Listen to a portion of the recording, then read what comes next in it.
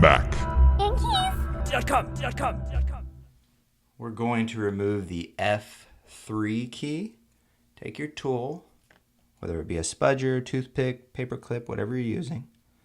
Just stick it underneath the bottom edge here, and then take your finger, put it on the upper top part here, and just slowly start wedging it back until it pops right off, like that.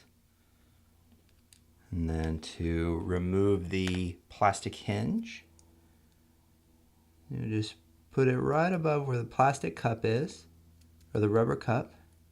You can get it in there, and then just kind of leverage it back until it pops right off like that. Super easy.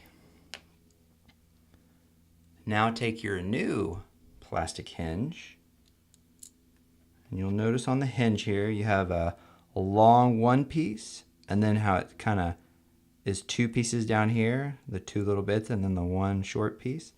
So the unconnected piece, the separate pieces at the bottom, those will go onto the bottom there, and then the one long continuous piece will be on the top.